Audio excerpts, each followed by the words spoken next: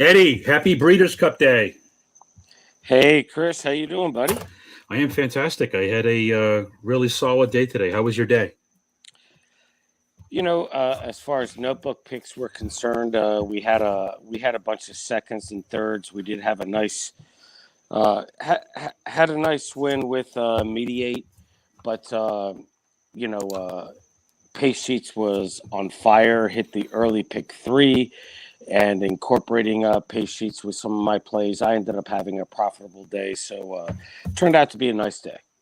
Absolutely. And to reference Eddie and what he said, we wanted to go through a few races. We want to tell you what's going to become available for tomorrow on Saturday is that we're going to be offering a package of the pay sheets plus notebook picks for a low cost of $15. And today, those of you that did the early package and paid a few bucks more, you guys really benefited. You paid for the entire thing in the first couple of races, and I'm going to share exactly where we came and what happened. So, Eddie, the first race I wanted to talk about is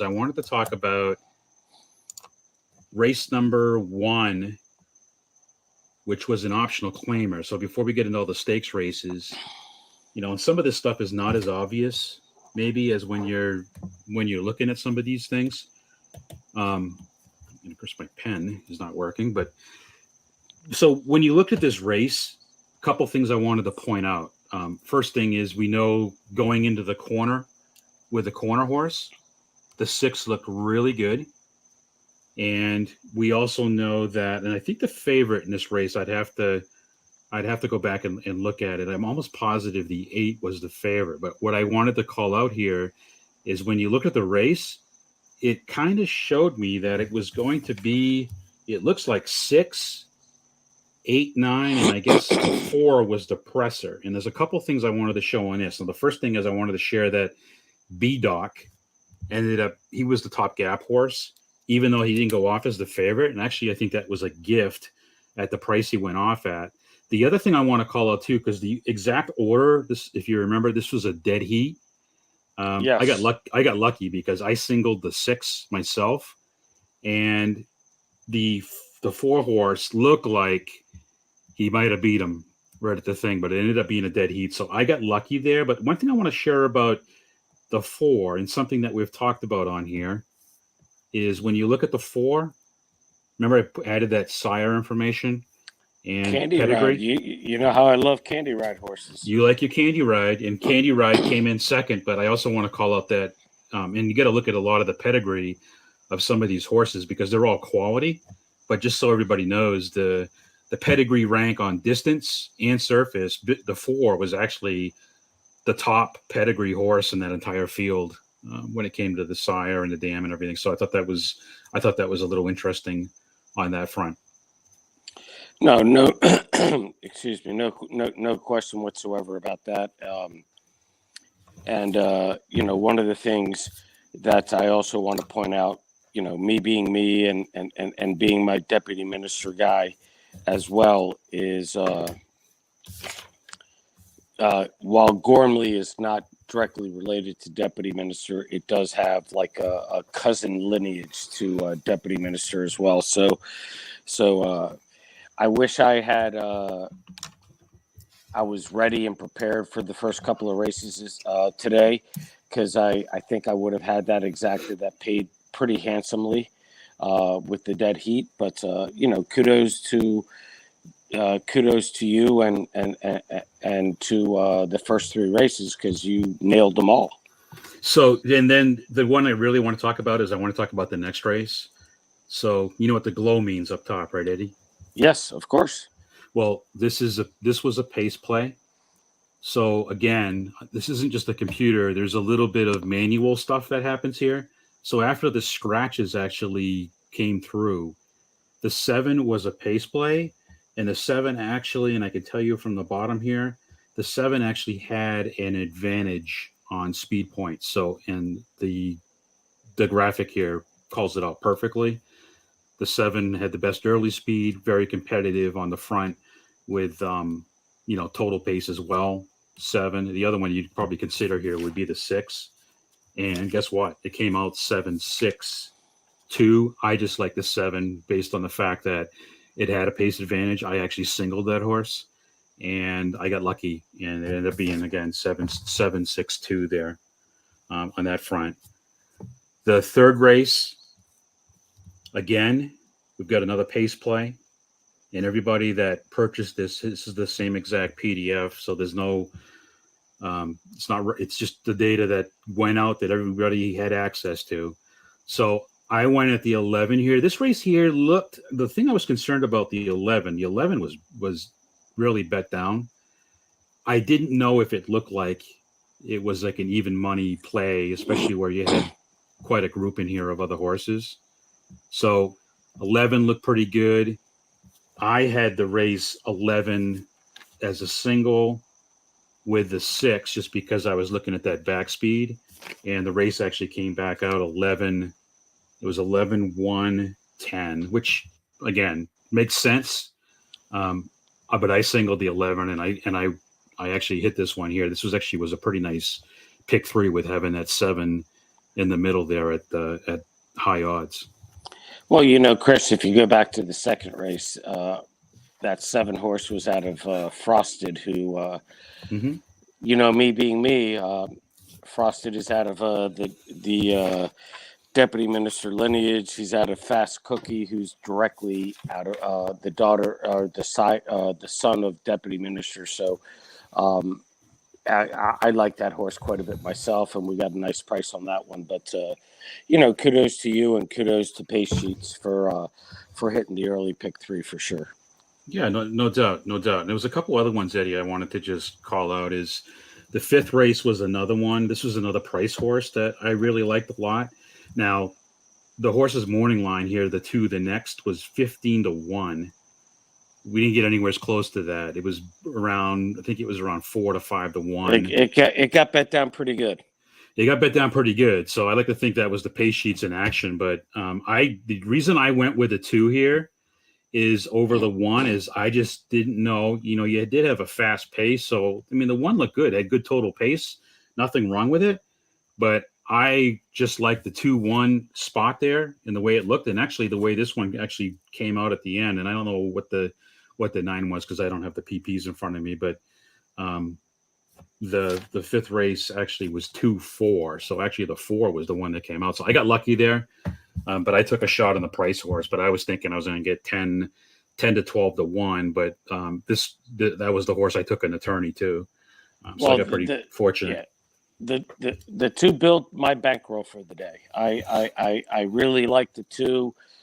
It wasn't a Breeders' Cup race, so I only did 5 horses on the notebook picks for today, but I really did like the 2 quite a bit going into it, and our friend Barry Spears, Urban Capper, also liked the 2 quite a bit, so we had a nice score there. So, and then the other couple races I wanted to just call out is this one. I actually didn't play this race. I passed on this race, and because there was all these Euros, I had this horse unsuccessfully in a tournament, but this one was eaten up by the Euros. But there's a couple things I want to call out because the work was done here. The pace looked like it was hot, and that was based off what we already had for information without the Euros. What I do want to call out is, and everything in green is one of the Euros. So you had an early speed, and it looks like you got 3 presses here. So I did that from going back, watching the replays, and trying to figure out what kind of pace type were these horses. And this is, again, the stuff you're going to get on Saturday, same factor. I just thought hot pace, and I figured, because I got, it's showing, I guess you could have a combination of any of these horses just looking at this, but we had to factor in there was a lot of what ifs, and I just wasn't confident enough on the odds. And I'll tell you what happened here is this race here came back 5-4-3. The other thing I wanted to call out too is Private Creed. Actually, I was going to identify him as a pace play because he was the lone presser before we did this work. But when I looked at it, he's not the lone presser. So when there's all these other pressers in there, I made sure that I did not include it on that front. So just a couple tidbits here. Yeah, I mean, I was actually on the 12 in that race, and the 12 prior to post positions, I thought was the class of the race. Tough post for it, and if you watch the race, it was kind of throwing his head, fighting Holly Doyle, the jockey, uh, early on the backside, and came out empty. But wow, the 5 just really showed its class and was much the best, coming from last to first. And had a couple friends of mine that had the 5. I had no part of this race. I missed Yep. this one. I didn't play this one, but I mean, I wasn't even on the board. I went 11-12 here because I was just thinking, there's the algo. I went, when I handicapped this one, I just thought it could beat the Euros, and obviously I was wrong here. But I wanted to call out, this is actually what made me pass on the race, was the data down about the race styles. So I thought that was very helpful today with what I had. And the last race I just wanted to touch on was another race that had a victory here. This was another nice little payoff. Again, the pace was off the charts. I mean, this was a 71 on the curing point. So I was looking for a complete pace meltdown. My 2 pace meltdown horses were the 4, just because it was a 71. And then also the 14, because I think he was the lone presser. He was. Those are the 2 horses I like. I like the 14 more. But this is what I saw between these 2. I actually had 5-10 was my play, and it actually ended up being 5-13-14. So the 5 survived that massive pace duel on the front end. But this was a nice price horse. Wonder Wheel came back. I think we got every bit of the 5-1, Eddie.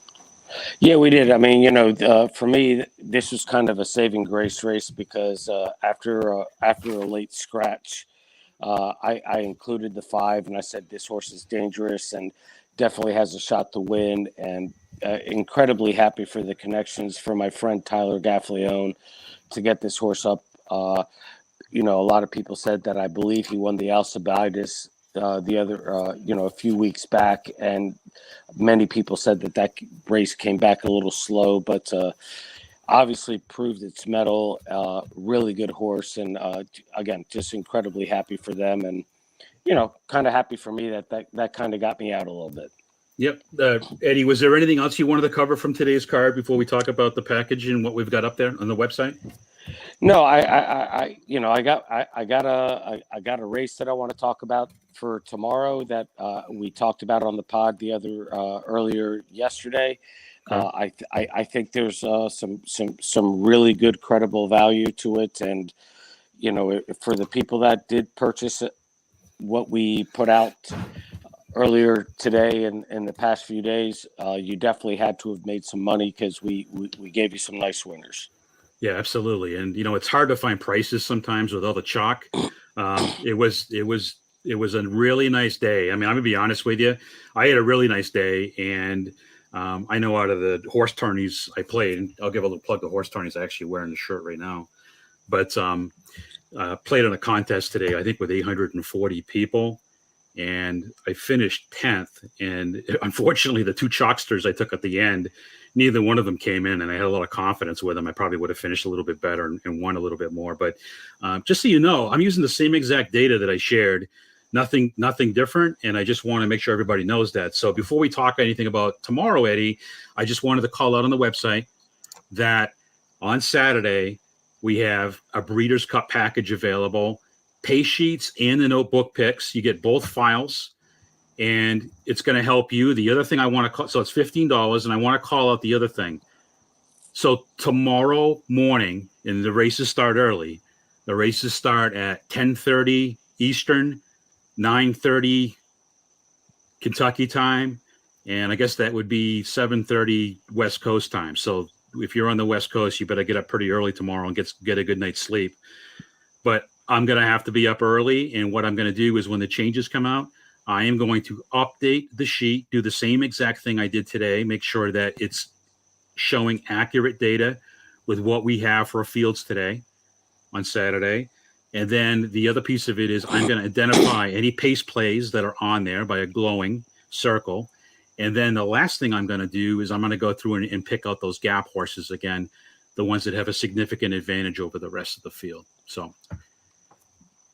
No, that's fantastic, and like I said, I'm going to focus on one race today that we're going to talk about here in just a minute, and it's kind of interesting because I'm going against my gut of who I want to win, but I'm going to give you who I think has a great chance to win at a probably going to be a price of 4 or 5 to 1 in a short odds field. All right, I'm anxious. I can't take the drama, Eddie. Give me what you got. What are you thinking? Well, let's talk about the Breeders' Cup Distaff. Okay. Chris, and many people on Twitter know that I love Nest. Nest is Deputy Minister Lineage.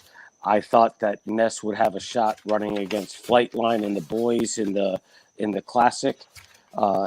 She came second in the Belmont Stakes, and she had a bad trip. I don't know that she could have won it, but she had a bad trip. But since then, she's won 4 stakes races this year. Total class horse, and I do believe that she's a deserved favorite and probably wins. But as I said yesterday or the day before when we did the podcast, God, go watch replays, guys. Watch Clairiere in her last start. Clairiere banged her head at the start, had no chance from there. This horse is going to go off at 3, 4, 5 to 1. You talk about a horse that's gonna be coming flying home late. I do believe Clairiere is better than Malathat. I think Malathat's already thrown her best race, and you've got a couple other horses in there that are really good as well. But I think this race is Nest Clairiere, and I think it's going to be a bob at the wire. And I'm going to go with Clairiere just because of the price. Okay. All right. And you did a lot of replay work, and I saw some things on replays too when I was going back, and you can never it takes time, but I'm going to tell you that you said this, I think, first, Eddie. I probably never have been as prepared as I am for a card as I have been for this card with the Breeders' Cup, because we've been working on this for I don't want to say 2 weeks. It seems like it's even longer than that. Really. It's been longer. It's been longer than that. You know what, Chris? And sorry to interrupt you, but I do want to preface all of this by saying, man, you put in a lot of homework in watching replays on the Euros so you can incorporate that into PaceSheets. So talk about what you did with those replays with the Euro races and how you incorporated it in there. So the first thing is with the Euros, it's no joke. It's trying to watch a replay and get the same thing that I get in the U.S. is very difficult because it's all in reverse order. So when you're looking at the gate, my eyes are going, I want to go right to left, and it's left to right. The other part of it is their saddle cloth colors are all the same, so I got to rely more on the silks colors. But once I got going in a routine, it was pretty good. And what I did on that front is I like doing this when I'm looking at running styles. When I'm determining a running style, I don't like to just look at the last race. I want to know what running style did that horse have when it won last time. I want to know, and I will watch it multiple times. I'll watch that race. I may go back to another race that they won or they finished second, so I can see when they're successful. How did they run? Did they run from off the pace? Did they run from the front end? Did they run from the back? We all know that, I think, as horse players. But you cannot take away that valuable time that it takes to figure out what the running style is. Because if you have a horse that you feel is competitive, based on how the trip is going to go, that's where you're going to find a lot of your prices. And that's what I've been really successful with over the many years of handicapping that I've done now, Eddie. So now I finally got you hooked on replays. Finally, after all this time, I got you hooked on replays. I've always been hooked on replays. The one thing I'll tell you about replays that got me going, this is probably 2 years ago, 3 years ago, there's a certain person out there that does replays, and I'm not knocking what he does because I think he does a really good job. But I will tell you on replay work, the comment was not everybody can do it. Well, I call baloney on that. Because you can do it. You have to train your eyes. You have to figure out what you're looking for. It takes a lot of work, a lot of energy, but the payoff it's so valuable when you're laying down money on horses and trying to figure out what races I'm going to play, which races I'm going to pass. It's probably, I'm going to put it right up there with maybe being one of the top 2 to 3 important things in handicapping, Eddie. I totally put Replace up in the top 3 for sure, because what you see as an educated handicapper, as a knowledgeable individual, what you see isn't what the comment lines give you. So if you're just looking at the comment lines and looking at PPs, um, it's not terrible information, but replays are going to make you more of a winner than just relying on that. Yep. And the other part about the pace sheets is, listen, this isn't somebody, throwing out picks. And I think this one's the fastest early. It's, you take all that out of the equation, all the human elements, and you're just looking at data, and the computer just does things. And what helps me, again, and we've said this a million times on shows, I feel the reason I had a really good day today handicapping races is because I handicapped beforehand, had my picks, and then I took my picks and I looked at the pace sheets to see what made sense, and I put my horses in the right order. And here's one of the things it did for me, Eddie. I had some races, I actually had 3 or 4 contenders at the top. I thought there was 3 or 4 horses that could win the race. And by looking at the pace sheets, I was able to figure out some horses. You know what? I've liked this horse. I have a strong opinion. I'm just going to single it. And the other part that I did too is I could take it down to 2 contenders versus having 3 or 4. How valuable that was today, especially when it came to playing races. So that's part of what I do, and part of why I enjoy doing this and teaching others. Well, I mean, Chris, I've said this before many times. It's like I've always handicapped without looking at the pace sheets information that you always send me. I do my handicapping, then I look at pace sheets, and then I incorporate that into my betting strategies. And if it wasn't for pace sheets today, I wouldn't have hit a couple of rolling doubles, because you had a couple of horses highlighted that I would not have used, and by using them, yeah, maybe my wager went from an $8 double to a $24 double, but I got paid back tenfold because of it. So again, you're talking about pace sheets being a tool, notebook picks being a tool, together with your handicapping style. That's all we're doing. We're not telling, this isn't Bible speak, guys. We're giving you tools to incorporate with your own handicapping, and hopefully you can incorporate it and have a winning day tomorrow. Yep. And I mean, listen, the other part is, not only is this a great championship meet, what I love about this is all the handle. Like, I could dream of this of being like 1950, 1960 again, where you had everybody at the track playing. We're all focused on one place. The pools are bigger. Even if you have favorites in a pick 4 or pick 5, those tend to pay more than a normal day. And that's what I get excited about most when you talk about the Breeders' Cup and what's happening. So I'm really excited about tomorrow. And Eddie, before I say anything else, I just wanted to go through the website again. If you go to PaceSheets.com is our site, you'll see everything's up there. It's featured right here. I still have the total package up on the other side, but I want to call out, this is your package right here. We have a Saturday only Breeders' Cup package, pace sheets and notebook picks. You get both files. It comes on a PDF. It's fantastic on your iPad. It looks great on your cell phone if that's all you're carrying tomorrow and you just want to validate some things. The other piece I want to make sure I stress again, once the scratches post early tomorrow morning, I will be going in and I will be making those changes and making sure that the pace sheets look the way they do. And there's a lot of places out there and a lot of people selling their picks, good for them.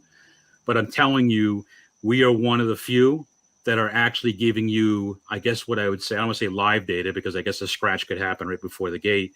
But I want to tell you that we're giving you the most current data we have at the changes. Well, and not to butter up anything, but for everybody who purchased today, keep in mind we had a late scratch in the race, and Notebook Picks came back out, put out a horse after the scratches that ended up winning the race. So we are updating. We're here for you. We're not here, we're here to help you guys win. So just keep that in mind. Yeah. And listen, I don't tout anything. I probably tout more than I need to, but just keeping it real. I just like sharing the data, because I think the data can take you places and find some things that, maybe some people are not as good at maybe some pace handicapping. And again, that's why we call it pace sheets. So, Eddie, I'm going to let you close this out. Anything else, my friend? I'm just really excited about tomorrow, and you know, anybody that watches, listens, follows, keep in mind you can always DM either Chris at at PaceSheets. You can DM him at Horseplayer X. You can DM me at It's Me Eddie C or at Notebook Picks. And I'll give you some information. We'll both give you guys some information. We'll do whatever we can to help you guys out. But we're doing this for you guys. We're doing this for the people. We're not doing this to make money. We're not charging $50, $100 for everything. We put in a ton of time. This is all fun for us. So let's have some fun tomorrow. Let's have a big day. Absolutely. Well said, Eddie. So again, I left the screen shot up there. Go to PaceSheets.com, and I am looking forward to having another spectacular day tomorrow. So I'm really looking forward to it. So other than that, we'll happy handicapping. Remember, it's a early card tomorrow, 10:30 Eastern, 9:30 Kentucky time. So Chris, you better have your V8 before the first race, right? I'll have my spicy V8. Trust me, I'll be up so early tomorrow. It won't be funny. So, all right, we'll see you guys. Have a fantastic Saturday. All right, buddy.